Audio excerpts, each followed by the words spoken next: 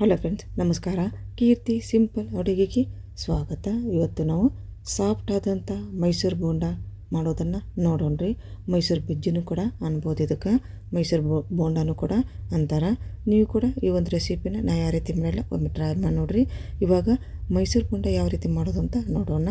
ಇವಾಗ ನೋಡಿ, ಒಂದು ಪಾತ್ರೆಗೆ ಒಂದು ಬಟ್ಲು ಮೊಸರನ್ನು ಹಾಕ್ಕೊಂಡು ನೋಡಿರಿ. ಈಗ ನಾನೀಗ ಮೊಸರನ್ನು ಹಾಕಿದ ನಂತರ ಇದಕ್ಕೆ ರುಚಿಗೆ ತಕ್ಕಷ್ಟು ಒಂದು ಅರ್ಧ ಚಮಚ ಉಪ್ಪನ್ನು ಹಾಕ್ಕೊಂಡು ಒಂದು ಅರ್ಧ ಚಮಚ ಅಡುಗೆ ಸೋಡಾ ಹಾಕ್ಕೊಂಡು ನೋಡ್ರಿ. ಇಲ್ಲಿಗ ಅಡುಗೆ ಸೋಡಾ ಹಾಕಿದ ಮೇಲೆ ಒಂದು ಚಮಚ ನಾನು ಕುಕ್ಕಿಂಗ್ ಆಯಿಲ್ ಹಾಕ್ತೇನೆ ನೋಡ್ರಿ. ಈಗ ಎಲ್ಲ ಹಾಕಿದ ಮೇಲೆ ನೀಟಾಗಿ ಇದನ್ನು ಚಲೋ ತಂಗ ಮಿಕ್ಸ್ ಮಾಡ್ಕೋಬೇಕು ರೀ. ಎಲ್ಲನೂ ಹೊಂದ್ಕೋಬೇಕು ಅದು ಮೊಸರಿನ ಜೊತೆಗೆ. ಈಗ ನೋಡಿ, ಚಲೋ ತಂಗ ಮಿಕ್ಸ್ ಮಾಡ್ಕೊಂಡಿದ್ದೆ. ಆಯ್ತು, ಇವಾಗ ಒಂದು ಬಟ್ಲು ಮೊಸರು ತೊಗೊಂಡ್ರೆ ಒಂದು ಬಟ್ಲು ನಾನು ಮೈದಾ ಹಿಟ್ಟು ತೊಗೊಂಡು ನೋಡ್ರಿ. ಇವಾಗ ಮೈದಾ ಹಿಟ್ಟು ತೊಗೊಂಡು ಇದನ್ನ ಚಲೋ ತಂಗನ ಕಲಿಸ್ಕೋಬೇಕಾಗತ್ತೆ ರೀ. ಇದನ್ನ ಎಷ್ಟು ಚಲೋ ತಂಗ ನಾವು ಕಲಿಸ್ಕೊತೀವಲ್ಲ ಅಷ್ಟು ಚಲೋ ತಂಗನ ಉಬ್ಬಿ ಮತ್ತು ಸಾಫ್ಟ್ ಆದಂಥ ಮೈಸೂರು ಬೋಂಡ ರೆಡಿಯಾಗಿ ಬರ್ತಾವೆ ನೋಡ್ರಿ. ನೀಟಾಗಿ ನಾವು ಈಗ ತೋರ್ಸಾಕ ಕುಂತೀನಲ್ಲ ಇದೇ ರೀತಿನ ಒಂದು 5 ನಿಮಿಷ ನಾವು ಕಲಿಸ್ಕೋಬೇಕಾಗತ್ತೆ ನೋಡ್ರಿ. ಹಿಟ್ಟನ್ನು ಈ ರೀತಿ ಕಲಿಸ್ಕೊಂಡು ಇದನ್ನ 5 ರಿಂದ 10 ನಿಮಿಷ ನಾವು ನೆನೆಯಾಕ ಬಿಡ್ಬೇಕಾಗ್ತದೆ ರೀ.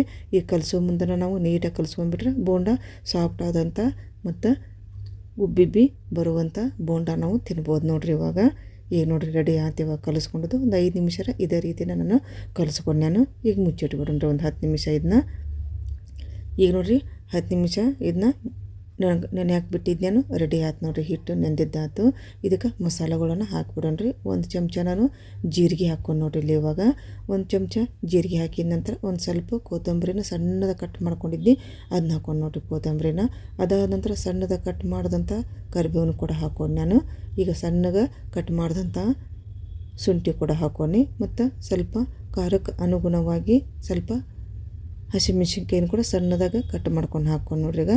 ಈಗ ಎಲ್ಲ ಹಾಕಿದ ಮ್ಯಾಗೆ ನೀಟಾಗಿ ಚಲೋ ತಂಗನ ಎಲ್ಲ ಮಸಾಲ ಇದನ್ನ ಹಿಡಿಬೇಕು ರೀ. ಅಲ್ಲಿ ತನಕ ಮಿಕ್ಸ್ ಮಾಡಿಕೊಂಡು ಇದನ್ನ ಸೈಡಿಗೆ ಇಟ್ಕೊಂಡ್ಬಿಡೋಣ್ರಿ. ಇವಾಗ ಇದಕ್ಕೊಂದು ಕಾಯಿ ಚಟ್ನಿ ರೆಡಿ ಮಾಡ್ಕೊಂಡ್ಬಿಡೋಣ್ರಿ. ನಾವು ಈಗ ಸೂಪರ್ ಆದಂಥ ಹೋಟೆಲ್ ಸ್ಟೈಲ್ನಾಗ ನಾನು ಕಾಯಿ ಚಟ್ನಿ ಮಾಡೋದು ತೋರಿಸ್ತೇನೆ ನೋಡ್ರಿ. ಈಗ ಕೊಬ್ಬರಿನ ಈ ರೀತಿ ಸಣ್ಣದಾಗಿ ಕಟ್ ಮಾಡ್ಕೊಂಡಿದ್ದು ನೋಡ್ರಿ, ಅದನ್ನು ಹಾಕ್ಕೊತೇನೆ. ಈಗ ಕೊಬ್ಬರಿ ಹಾಕಿದ್ರೆ ನಾನು ಅದಾದ ನಂತರ ಒಂದು 1/4 ಬಟ್ಲು ಪುಟಾಣಿ ಹಾಕ್ಕೊತೇನೆ ನೋಡ್ರಿ. ಇವಾಗ ಸ್ವಲ್ಪ ಕರಿಬೇವು ಹಾಕ್ಕೋಬೇಕಾಗತ್ತೆ ರೀ.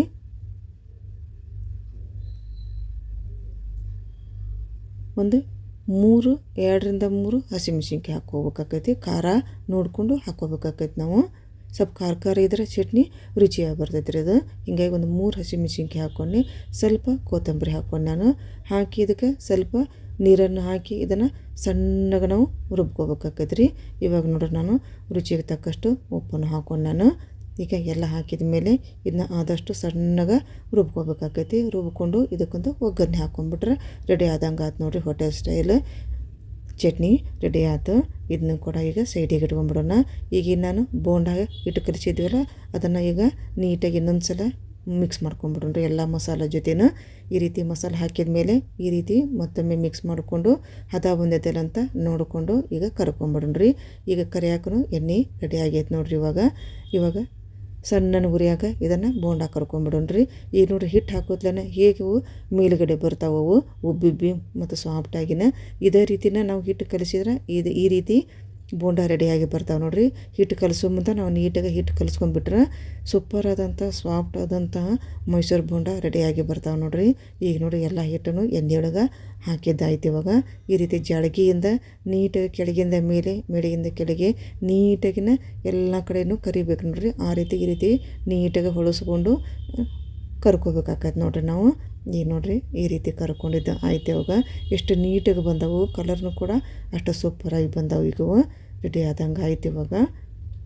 ಈಗ ಇವನ್ನ ಪ್ಲೇಟಿಗೆ ಹಾಕ್ಕೊಂಬಿಡೋಣ್ರಿ. ಈಗ ನೋಡಿ ಸಾಫ್ಟ್ ಆದಂಥ ಮೈಸೂರು ಬಜ್ಜಿ ಮೈಸೂರು ಬೋಂಡ ರೆಡಿ ಆದ. ಈಗ ನೋಡ್ರಿ ಇಷ್ಟು ಬಂದಾವ. ಈಗ ಒಂದು ಬಟ್ಲು ನಾವು ಮೈದಾ ಹಿಟ್ಟಿಗೆ ಇಷ್ಟೊಂದು ರೆಡಿಯಾಗಿ ಬಂದವು ನೋಡ್ರಿ. ಈಗ ಇದಕ್ಕೆ ಕಾಯಿ ಚಟ್ನಿ ಸೂಪರಾಗಿರ್ತೈತೆ ರೀ. ಅದು ಕೂಡ ನೀಟಾಗಿ ಅದನ್ನು ಕೂಡ ಒಗ್ಗರಣೆ ಹಾಕ್ಕೊಂಡು ಕೂಡ ಅದನ್ನ ರೆಡಿ ಮಾಡೈತೆ ನೋಡ್ರಿ. ಈಗ ನೋಡ್ರಿ ಈ ರೀತಿ ಉಬ್ಬಿ ಬಂದವು, ಎಷ್ಟು ಚಲೋ ತಂಗ ಉಬ್ಬಿ ಬಂದವು. ಈ ಒಂದು ಮೈಸೂರು ಬೋಂಡ ರೆಸಿಪಿ ನಿಮ್ಗೆ ಲೈಕ್ ಆಗಿದ್ರೆ ಲೈಕ್ ಮಾಡಿರಿ, ಶೇರ್ ಮಾಡಿರಿ. ಹಾಗೆಯೇ ನನ್ನ ಚಾನೆಲ್ ನೀವು ಸಬ್ಸ್ಕ್ರೈಬ್ ಮಾಡ್ಕೊಂಡ್ಬಿಡ್ರಿ. ಇನ್ನೊಂದು ಅಡುಗೆಯೊಂದಿಗೆ ಬರುತ್ತೇನೆ. ಅಲ್ಲಿ ತನಕ ನಮಸ್ಕಾರ, ಧನ್ಯವಾದ.